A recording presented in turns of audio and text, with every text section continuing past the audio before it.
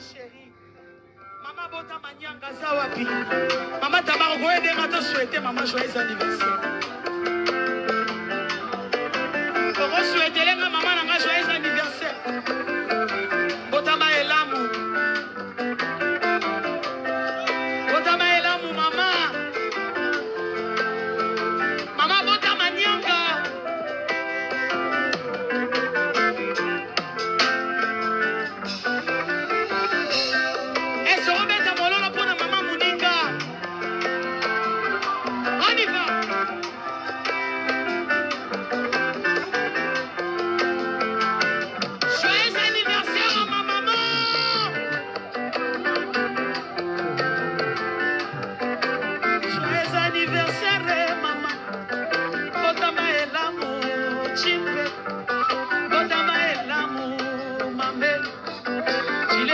Chipe mama sababa kisebele wo mame weza sepsele bota maelamu mama chile chipwa chipe mama sababa telelanga yo mama okokufa lelotie mama okosimba nsete wo mama okomema bakokwe mama okomema bana enise mama okosubelo na bilamba wo mama yatala kado yela mama batinga mama enisi selase mama yakarebe Zambe na boya olatike mo vandina bo santu ozinga mina bangelo bakoyemela kayo tongo pe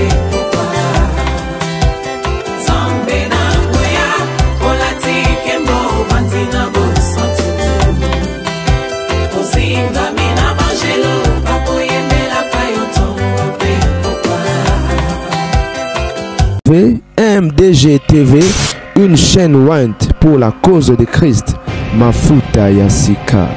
Mafuta Yasika, Mafuta Yasika.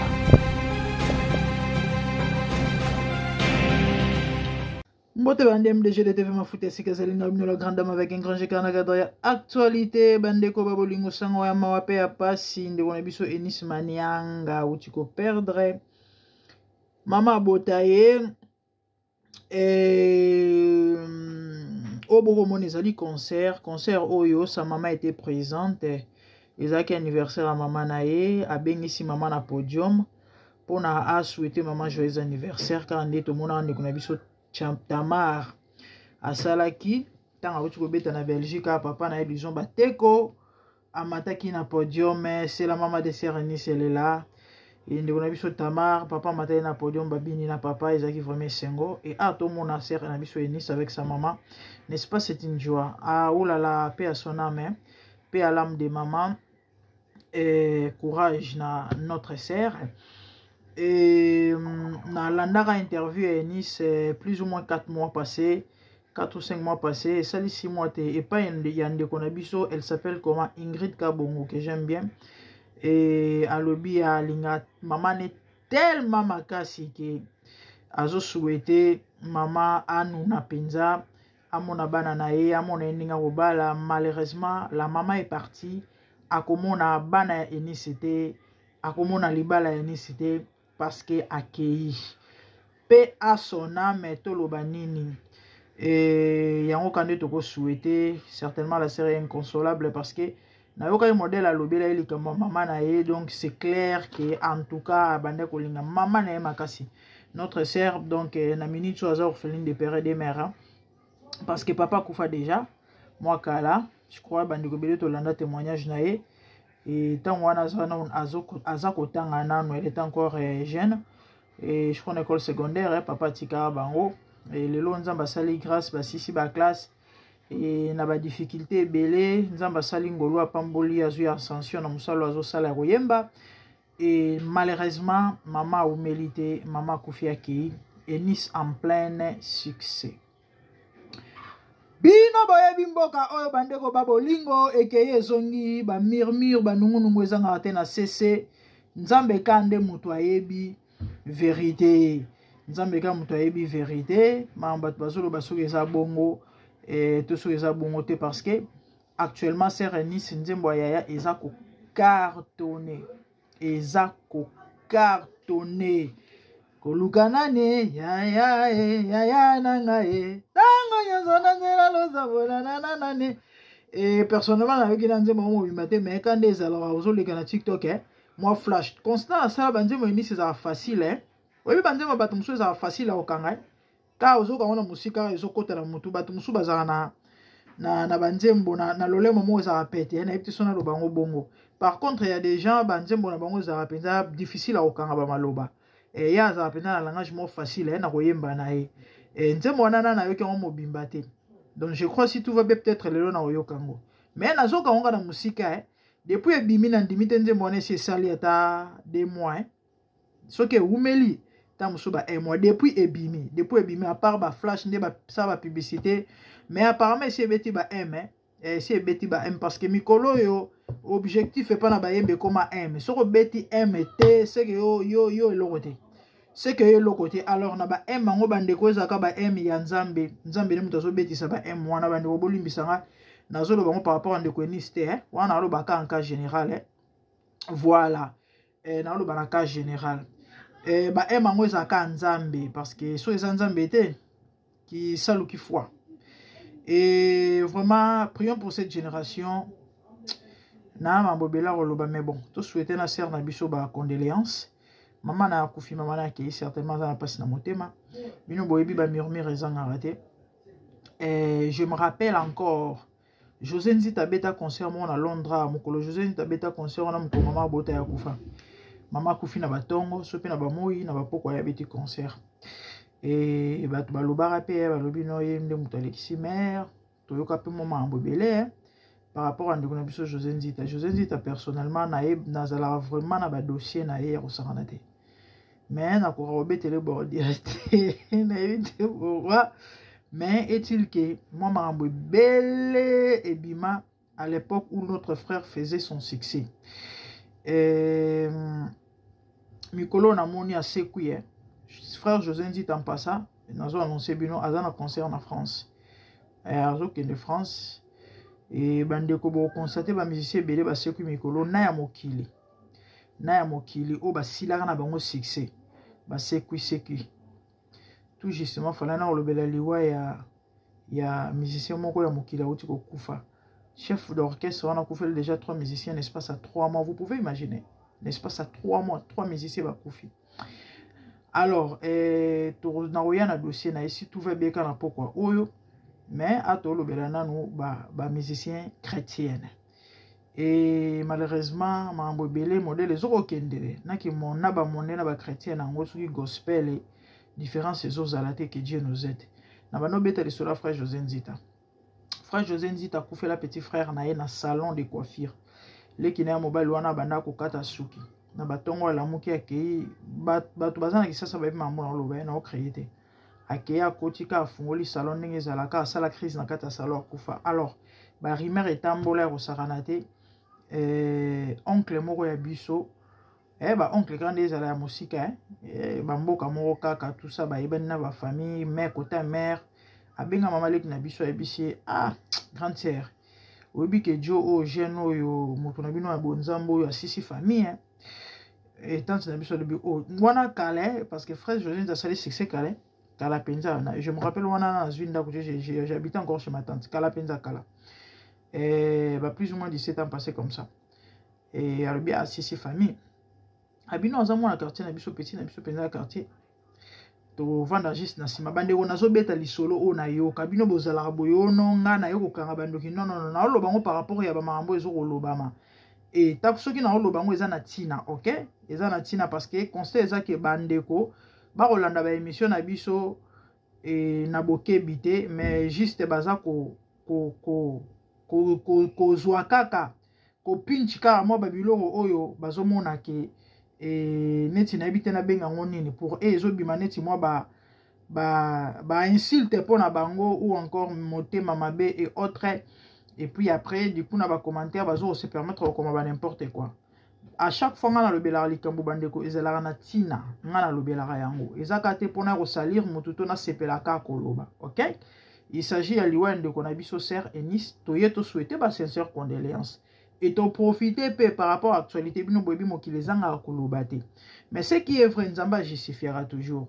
Si la sœur n'y est pour rien, Dieu va justifier. Mais moi je ne confirme pas. S'ils ont raison de dire ça, par rapport, il y a par rapport, peut-être bayebi o bayebi, bamona nga na yebi nangate. Ce que ça peine ndenge bazolo lobana nzamba zapeka nzambe parce que maman waza ikela mo nzambe. Donc Dieu ne laissera pas comme ça. Par rapport à ça moi nae, du coup pour na succès, Alex et puis nzamba beta maboko non ça n'a pas de sens. On a tout par rapport à balaison dit. Alors, en passant de les solo et betami. Et papa na lobia si famille parce que le papa de José Nzita a koufara pe ba période négociando ça succès et ba loba ke ba toué ba nungu etambola ke non, c'était lui qui était à l'auteur. Yem taboma père, yem taboma mère, yem taboma ndeko et autres, bref.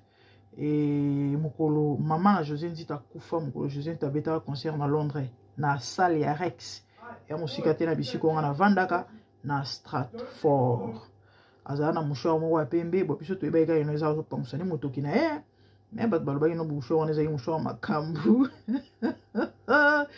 bande o babolingo peut-être mutu musoko tuna nga bongo sikota ngozolo bango eza pourquoi non nazolo bango eza parce que ba musicien chrétien ebele sans toutefois na loba nani na nani basimbi kisi. OK, ana eko confirmer kindokito kisi ya songolote ya pakalate mais na obetera lisolo par rapport ya ba leson dit ndenge ba soupçonna songolo nde ba soupçonna pakala. Mais est-il que eza solo ba musicien chrétien ebele pendant que je vous parle ba koti na monde ya kisi. Je crois hier tant on a sala qui monsieur frère Nabiso Emmanuel Moussongo, je vous ai dit prions pour ces bien-aimés. Pourquoi? Parce que parmi bateau ba une mission ya ko dévier, ya ko désorienter, ya ko détourner ba adorateur nankolo ba benga ba banane ba producteur bazana kati. Je crois qu'on a expliqué qu'il y a très bien hier, donc on a besoin de koloba yango lisusu awate ba producteur ba nakati et belé ba simisi bango touche et pas il y a ba producteur. Donc c'est ça. Et ce qui est triste, nzamba sunga biso kaka. La Bible dit que l'élévation vient de l'Orient ni de l'Occident mais de l'Éternel. Et ngana ibi succès réussite et élévation et gloire ezala nzambe. Et généralement bande kotan ba koma apena ba point ba koma koyebana ezala nango satana te ezala apena nzambe ne mutatombolaka. Mais malheureusement diable ayaka kaka kozwa eloko nzambe si a bongisi azuna neya a lambi a sali sauce biloko beli et comme gatan batbalia des place diable ayaka se présenter as opportuniste. Jamais Satan a joué mutuna neya a salié a foulié mutuana lobi a tombwami. Non ya akakozwa oyo déjà et comme po angenga étoile na bandisiko ko beta makasi des places diable a profitaka ayeko zwa po asala maambu na ye. Et personnellement na yaika pour na souhaiter ndona biso ba condoléances et to mentionner maambo to lobi par rapport ya oezo lobama et to bosani pété ko yebisa bino ki actuellement c'est une réalité. Oezo leka na milliers wana sans toutefois to confirmer to peto tanga kombo ya songolo pakalame to lobi kaka bandeko mingi oyo batu ba suspecta baliwa ba proche na bango. Mais mokilio bandeko bino boyebi elo mo te tikala caché sans que ça la révéler tôt ou tard ceux qui m'a bonné za la ba mambo solo bat balobaka bandeko eko bimara nango kaka un jour les banda. Mais sinon actuellement notre sœur pleure sa maman paix à son âme et notre maman et ba courage nande on a biso ya mwasi nzambe abatela a continuer ko sunga pe ko sala ebola mobile to wanga na yango te actuellement so bolobi botanga musicien gospel moko o penza zo pela botanga Enis Manyanga eza na ya wanga na te. Sinon to tombele ka bonne chance na carrière na ye nzama continuer ko sala ebola mo parce que ma maison le balan l'homme ne recevra que ce qu'il est donné du ciel. Et quant à moi na pamboli bino na pesibino bambote nzamba sala bino bola mobile et sinon to na biso na suka pona lelo to kozonga lisusu er moko parce que ba matière ezo kota se kokota la famille en passant nazwi appel ya ndeko ya Eric bamambo alobi na ngai ndeko na biso oyo auti kokufa ya chantre Moïse Mbie bamambo ayebisi ngai bandeko na nga place bozali so na mekika ko flasher awa bondimela nga soko bandai kolia okoisa sani ya biloko e sani ya mbele kopasuka soko bandai kobalola nzungu osopanelo na makolo okozika do yango mwana lobango siko ezate parce que tosilisaki kosolola te na komeka ko relancer un moment na bouton na epte so na kozoye mais sinon est-il que semaine kosila te ti weekend bozalaka scotché branché connecté bamakambo na yoki ezali somo ngana na ngaka molobeli na choite si une personne m'appelle mama tala situation kanaza nango ezali boye loba pona olendisa libota na nzambe basala très attention je ne peux pas cacher ou encore koboya parce que soki makambo wana eza makambo ya solo nzambe na likolo akotuna ngai ke mokolo moko babengaka yo balobaka na olikambo songolo pakala olobela yango pona olendisa bato pona kokebisa bana nzambe baleka na komibatela par rapport à ces temps de la fin pourquoi olobaka te lelo oyo tala mutu songolo oyo alingaka bika na nzela ya témoignage wana akufi bandeko naza na makoki te ya kosomba ame ata moko oyo na nango te. Moi je vais faire mon travail, le reste eza makambo ya nzambe. Donc certainement bozo comprendre boza mikolo et na omeko relancer ndeko wana ayebisinga ba makambo moko bandeko ezali somo ezali vraiment somo tant na lo balabino somo ya bongo boyoka ngona noté na MDG de TV. Donc boyoka yango au courant une semaine, si pas demain, peut-être après demain ou encore avant dimanche, tout pour plus tard dimanche. Na kozonga apo na sobo monika titre que ndeko ya frère Eric Ilunga o akufaki na crise musicien Moïse Mbie abimisi ba révélation ya somo mama papa yaka mbango kolanda émission na peut partager pour na sauver ba âme. Donc c'est ça. Merci na pesi bino na flasher bino to bela na pesi bino moi goût et moi na mixi bino moi sauce moi mungwa et de yobika biloko poisson so eza saisonné bien en tout olinga o raté ko lia yango te. Donc bongama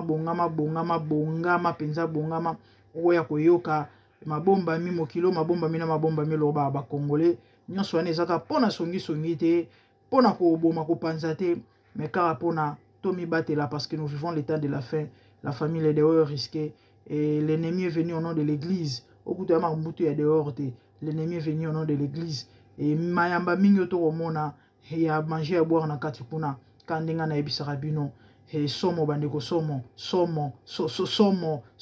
Sinon abonnez-vous massivement sur MDG de TV Mafuta Sika, c'est la grande dame Ezaïka na ambiance émission na biso mais sinon est-il que émission ekokota. Et bon, raté quand koyoka, activez la cloche pour ne rien rater. Likez surtout nos vidéos, likez nos vidéos et partagez aussi pour sauver des âmes. Hein? Partagez pour sauver des âmes. Je vous aime. Que le Seigneur vous pambole et n'oubliez surtout pas aussi de prier pour la grande dame parce que tant qu'on risque d'exposer les diables et il faut que retour ezalaka. Mais bisoto like akana nzambe et bobo sana bisote na mabondele na bino tango zo sambela zo ata 1 minute nzambe batela mama oyo pambola na ba révélation abimisaka épargner préserver bundele bitumba pe longisa ye na ba plan pe ba projet nyoso ya bankadi mpemba bon mona ba menace na ba commentaire na mona mutu mso koma tala na ser choisi na ko désabonner mama na nga toro kora obomba vérité te il faut to loba donc nandimi na zo problème na mutu nzamba okotela nga na zo problème na nzambe mutu ko défendre na maboko na nzambe te c'est ça. Merci sinon au revoir, bye.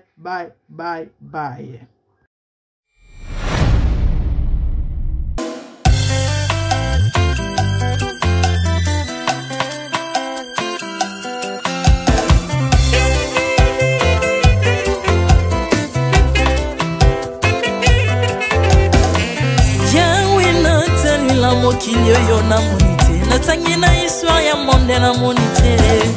naluki na yemba pete toze pour passer Seigneur je n'ai pas pris non plus entendu parler oui encore kalala yo Yesu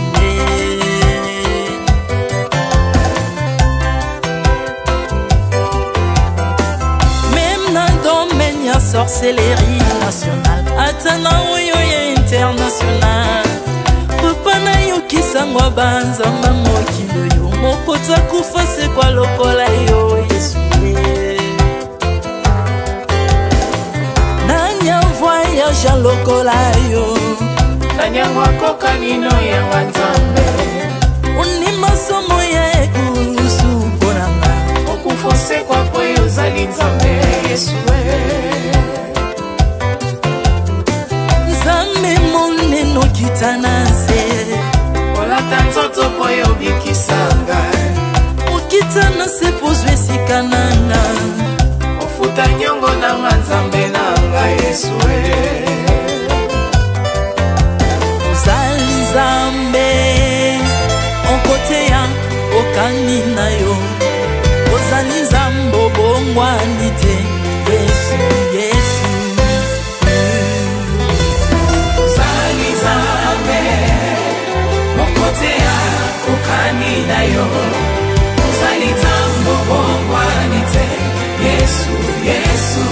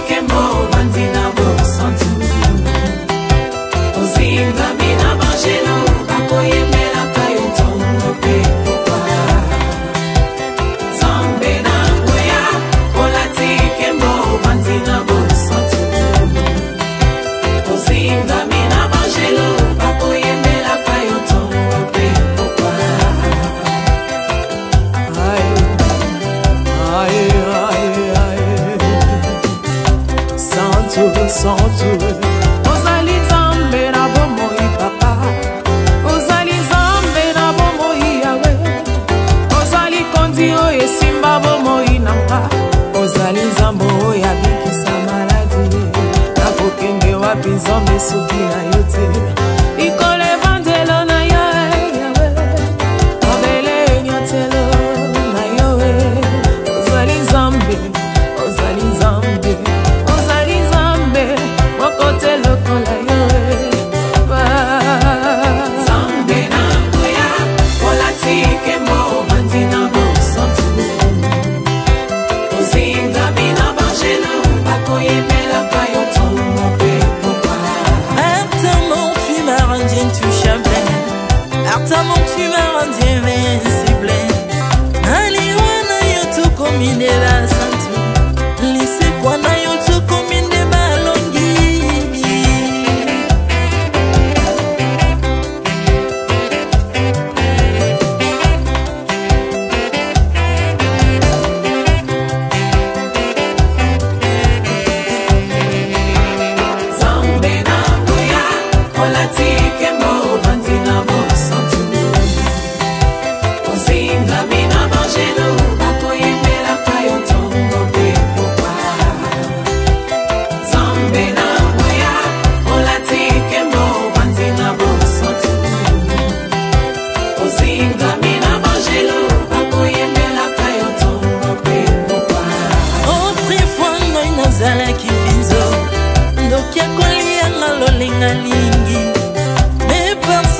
se métamorphosé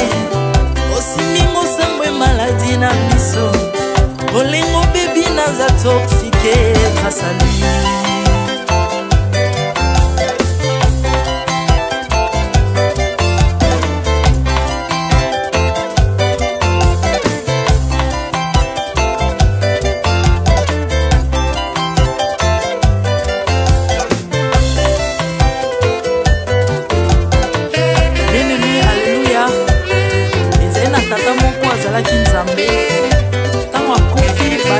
balobi ke non akosekwa konzamba bakristo pasi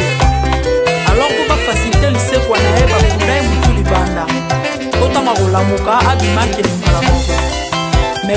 nzambe na biso alinga kokambola gloire na moto te lobi nango na ntongo baya kokuta bangulu basepelisa motu ya nzambe na bango yango bien aimé bato wana bakoma oyo biso dolera ngulu te po milimo mabe ekotaka na ngulu